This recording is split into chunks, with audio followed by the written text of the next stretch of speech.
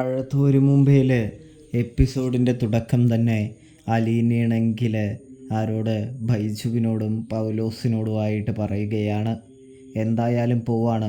ഈ ഗേറ്റ് കിടക്കുന്നതിന് മുമ്പ് നിങ്ങൾക്ക് എന്തെങ്കിലും സത്യം പറയാനുണ്ടെങ്കിൽ അത് പറയാവുന്നതാണ് എന്ന് പറഞ്ഞുകൊണ്ട് തന്നെയാണ് ഇന്നത്തെ കഥ തുടങ്ങുന്നത് കേട്ടോ. ഇതേ സമയം അവർ മിണ്ടാതെ ഇരിക്കുകയാണ് എന്ന് കാണാം. അപ്പോഴാണെങ്കിൽ നമ്മുടെ മുത്തശ്ശൻ, അതായത് വല്യപ്പച്ചൻ പറയുന്നുണ്ട്, മോളെ ഇനി ചോദ്യവും പറച്ചിലൊന്നും വേണ്ടെന്നേ, നമുക്ക് നേരെ കടയിലേക്ക് പോകാമെന്ന് പറയുന്നത് കാണാൻ സാധിക്കുന്നു. അങ്ങനെ കടയിലേക്ക് യാത്ര തിരിക്കുന്നു. കട എത്തുന്നു. കടയ്ക്ക് മുൻപ് തന്നെ നിർത്തിയതിന് ശേഷം നമ്മുടെ അലീന പറയുന്നുണ്ട്, ഞാൻ പോയി കാര്യങ്ങളൊന്ന് നോക്കിയിട്ട് വരാമെന്ന് പറയുന്നു. അല്ല മോളെ, നീ തനിച്ചോ എന്ന് ചോദിക്കുമ്പോൾ വല്യപ്പച്ചൻ്റെ ആവശ്യം വരുമ്പോൾ ഞാൻ വിളിക്കാമെന്നേ എന്ന് പറയുന്നത് കാണാനായിട്ട് കഴിയുന്നുണ്ട്. ഇതേ സമയമാണെങ്കിൽ നമ്മുടെ വല്യപ്പച്ചനാണെങ്കിൽ ശരി എന്ന് പറയുന്നതും കാണാനായിട്ട് സാധിക്കുന്നുണ്ട്. തുടർന്ന് നമുക്ക് കാണാൻ കഴിയുന്നത് എന്ന് പറഞ്ഞു കഴിഞ്ഞാൽ നമ്മുടെ അലീനയാണെങ്കിൽ എല്ലാ സാധനങ്ങളും ഓരോ കിലോ വെച്ച് എടുക്കുന്നതാണ് കാണാൻ കഴിയുക. അപ്പോഴാണെങ്കിൽ ആ കടക്കാരൻ ആരാണ്, ഇവിടെ കണ്ടിട്ടൊന്നുമില്ലല്ലോ എന്ന് പറയുമ്പോൾ പറയുന്നുണ്ട് അലീന, ഞാൻ കേണൽ സ്റ്റാൻലി ജോസഫിൻ്റെ എസ്റ്റേറ്റിലെ പുതിയ സ്റ്റാഫാണെന്നും മറ്റുമൊക്കെ പറയുന്നുണ്ട്. കൂടാതെ തന്നെ ഇവിടെ നല്ല സാധനങ്ങളല്ലേ, അധികമായ വിലയൊന്നും ഇല്ലല്ലോ ചേട്ടാ എന്ന് ചോദിക്കുന്നതും കാണാൻ കഴിയുന്നുണ്ട്. ഇതേ സമയമാണെങ്കിൽ അതേന്നെ, എല്ലാം നല്ല സാധനങ്ങളാണ്, ഞങ്ങൾ തുച്ഛമായ വിലയ്ക്കാണ് എല്ലാം കൊടുക്കുന്നതെന്ന് പറയുന്നു. ഇതേ സമയം അലീന പറഞ്ഞതെല്ലാം ഓരോ കിലോ വാങ്ങുകയും ഒടുവിൽ അയാൾ കണക്ക് കൂട്ടി 800 ചില്ലാൻ രൂപ പറയുകയും ചെയ്യുന്നുണ്ട്. ഞാൻ ദേ വരുന്ന ചേട്ടാ, സഞ്ചി എടുത്തിട്ട് വരാമെന്ന് പറയുകയും തുടർന്നാണെങ്കിൽ അലീനയാണെങ്കിൽ വല്യപ്പച്ചനെയും ബൈജുവിനെയും വിട്ട് പറ്റുപടി കുറിപ്പിക്കുന്നൊരു കാഴ്ചയും, ഒടുവിൽ അലീനയും നമ്മുടെ പൗലോസും കൂടി അവിടേക്ക് ചെല്ലുകയും പറ്റുപടി ബുക്കിലെ കണക്കുകൾ ഒത്തു നോക്കുമ്പോൾ വെളിച്ചെണ്ണയ്ക്കാണെങ്കിൽ ഇവിടെ 450 ആണെങ്കിൽ ഇവിടെ കൊടുക്കുമ്പോൾ 300 ഇട്ടിരിക്കുന്നത്. അങ്ങനെ പല സാധനങ്ങൾക്കും പല വില.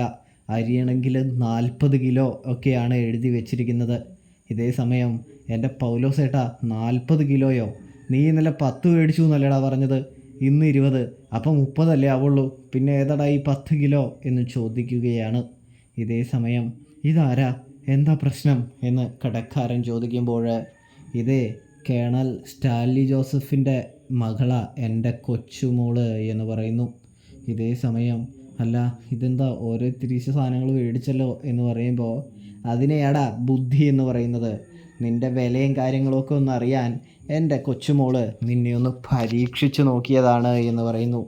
പിന്നെയല്ലേ മനസ്സിലായത് നിൻ്റെ തീവെട്ടിക്കൊള്ളയുടെ കാര്യങ്ങളൊക്കെ എന്ന് പറയുന്നു. സത്യം പറയടാ, നീ എന്തൊക്കെ അഴിമതി നടത്തുന്നുണ്ട് എന്ന് ചോദിക്കുന്നു. ഈ പറഞ്ഞ സാധനങ്ങളൊന്നും ഇതിലില്ലല്ലോ എന്ന് പറയുന്നത് കാണാൻ സാധിക്കുന്നുണ്ട്. ഇതേ സമയമാണെങ്കിൽ അയാൾ പറയാണ്, അതായത് നിങ്ങളെവിടെയോ കുടഞ്ഞിട്ടിട്ടോ അല്ലെങ്കിൽ നിങ്ങളുടെ പണിക്കാർ എവിടെയോ വാരി മാറ്റി വെച്ചിട്ടോ കൊണ്ടുവന്നതിന് എന്നെ പറഞ്ഞിട്ട് എന്താ കാര്യം എന്ന് ചോദിക്കുമ്പോൾ ഞങ്ങൾ കുടഞ്ഞിടണോടാ, നീ എന്ത് വർത്താനോടാ നായെ പറയണേ എന്ന് ചോദിച്ചുകൊണ്ട് തന്നെ വല്യപ്പച്ചൻ പൊട്ടിത്തെറിക്കുകയാണ് എന്ന് കാണാൻ സാധിക്കും. ഇതേ സമയം അലീന നമ്മുടെ വല്യപ്പച്ചനെ ശാന്തമാക്കുകയാണ്. തുടർന്നാണെങ്കിൽ അലീന പറയുന്നുണ്ട്, ചേട്ടാ, ചേട്ടൻ്റെ കടയും കാര്യങ്ങളൊക്കെ ഞങ്ങൾക്ക് പൊളിക്കാനറിയാൻ പാടില്ലാഞ്ഞിട്ടല്ല, എൻ്റെ പപ്പയോട് പറഞ്ഞാൽ ഈ കടയൊക്കെ ചേട്ടൻ്റെ പൊളിച്ച് കളഞ്ഞോളും. കൂടാതെ തന്നെയാണെങ്കിൽ പോലീസുകാരെ കൊണ്ട് ഇവിടെ വന്ന് ചോദിപ്പിക്കാൻ അറിയാഞ്ഞിട്ടുമല്ല, മര്യാദയ്ക്ക് പൊക്കോട്ടെ എന്ന് വിചാരിച്ചിട്ടാണ്. അപ്പോൾ ചേട്ടൻ ഇനി അഹങ്കാരവും ഇനി ഇമ്മാതിരി കച്ചവടമൊക്കെ ആണ് മുന്നോട്ട് കൊണ്ടുപോകുന്നതെങ്കിൽ അധികം വൈകാതെ തന്നെ ചേട്ടൻ പോലീസിൻ്റെ ഇടികൊള്ളാനുള്ള എല്ലാ ചാൻസും ഉണ്ടെന്ന് അലീന പറയുന്നത് കാണാൻ സാധിക്കുന്നുണ്ട്. മര്യാദയെങ്കിൽ മര്യാദ, അല്ലെങ്കിൽ കളി കാര്യമാകുമെന്ന് പറയുന്നതും കാണാൻ സാധിക്കും. പ്രേക്ഷകരെ, പ്രിയ കൂട്ടുകാരെ, ഇതേ സമയമാണെങ്കിൽ നമ്മുടെ കടയിലെ മുതലാളിയാണെങ്കിൽ വളരെയധികം വിയർക്കുന്നുണ്ടെന്ന് കാണാം. എന്തായാലും പോവാണ് ചേട്ടൻ്റെ കടയിൽ നിന്ന് ഇനി സാധനങ്ങൾ വാങ്ങണമെന്ന് ഒന്ന് ആലോചിക്കേണ്ടിയിരിക്കുന്നു എന്ന് പറയുന്നതും കാണാൻ സാധിക്കുന്നുണ്ട്. തുടർന്ന് വല്യപ്പച്ചൻ ചോദിക്കുന്നുണ്ട്, മീൻ മാർക്കറ്റിലൊക്കെ പോകണോ എന്ന് ചോദിക്കുമ്പോൾ അതിൻ്റെ ആവശ്യമില്ല വല്യപ്പച്ച, അവിടെയും ഇത് തന്നെ ആയിരിക്കുകയേ ഉള്ളൂ. കാരണം എന്താണെന്ന് വെച്ചാൽ കാര്യം ഇപ്പോൾ മനസ്സിലായില്ലേ എന്ന് ചോദിക്കുന്നു. അവർക്കും നമുക്ക് കാര്യം മനസ്സിലായെന്ന് അവർക്കും മനസ്സിലായിട്ടുണ്ട്. അതുകൊണ്ട് തന്നെ നമുക്ക് ഇനി നേരെ വീട്ടിലേക്ക് പോകാമെന്ന് പറഞ്ഞ് ഇറക്കിയ സാധനങ്ങൾ അതേമാതിരി തന്നെ കയറ്റിയിട്ട് പോവുകയാണ്. വീട്ടിൽ ചെന്നതും അലീനയാണെങ്കിൽ പൗലോസിനെയും നമ്മുടെ ബൈജുവിനെയും നിർത്തിപ്പൊരിക്കുകയാണ് എന്ന് കാണാൻ സാധിക്കും.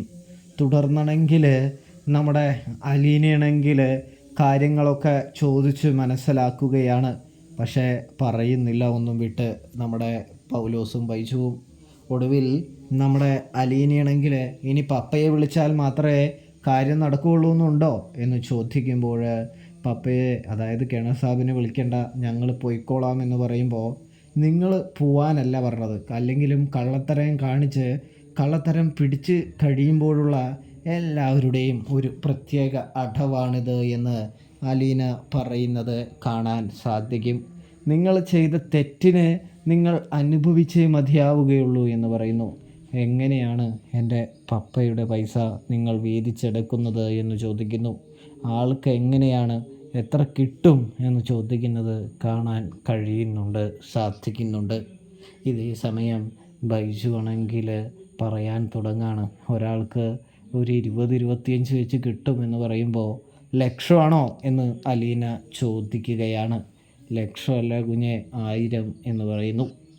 അപ്പോൾ ഇതെങ്ങനെ പങ്കുവെക്കുന്നത് എന്ന് പറയുമ്പോൾ 4 പങ്കുവെക്കുമെന്നും ഒരു പങ്ക് കടക്കാരന് കൊടുക്കുമെന്നും ബാക്കി 3 പേരും ഞങ്ങൾ 3 പേരും എടുക്കുമെന്നും ആൻ്റപ്പൻ ചേട്ടൻ കണ്ണടയ്ക്കാൻ വേണ്ടി ഒരു അര വാങ്ങി കൊടുക്കുമെന്നും അലീനയുടെ അടുത്ത് ബൈജു പറയുകയാണെന്ന് കാണാം. പൗലോസേട്ടനെ എന്തായാലും സമ്മതിക്കണം. പെര കത്തുമ്പോൾ തന്നെ വാഴ വെട്ടുന്ന ഒരു സ്വഭാവക്കാരൻ, സത്യസന്ധത നടിച്ചുകൊണ്ട് പപ്പയുടെ കാല് വാരുന്ന ഒരു കള്ളൻ, പപ്പയ്ക്ക് ഉള്ള നായുടെ നന്ദി പോലും ഇല്ലാത്ത ഒരു ചതിയൻ. എന്തൊരു നാവായിരുന്നു പൗലോസേട്ടന്. ഇപ്പോൾ പൗലോസേട്ടൻ്റെ നാവൊക്കെ എവിടെ പോയി എന്ന് ചോദിക്കുന്നത് കാണാൻ സാധിക്കുന്നുണ്ട്. ഇതേ സമയമാണെങ്കിൽ പൗലോസാണെങ്കിൽ മിണ്ടാതെ നിൽക്കുകയല്ലാതെ വേറൊന്നും ചെയ്യില്ല. ഒടുവിൽ ഉത്തരം പറയടാ എന്ന് പറയുമ്പോൾ തെറ്റുപറ്റിപ്പോയി, ക്ഷമിക്കണം എന്ന് പറയുന്നത് കാണാൻ സാധിക്കുന്നു. അപ്പോൾ റിവ്യൂവും കാര്യങ്ങളും ഇഷ്ടപ്പെട്ടാൽ ചാനൽ മറക്കാതെ ഒന്ന് സബ്സ്ക്രൈബ് ചെയ്ത് സപ്പോർട്ട് ചെയ്യാനായിട്ട് ശ്രദ്ധിക്കുക. തെറ്റുകുറ്റങ്ങൾ കാര്യങ്ങളൊക്കെ ഉണ്ടെങ്കിൽ ഒന്ന് ക്ഷമിക്കാനായിട്ട് ശ്രദ്ധിക്കുക. Thanks for watching.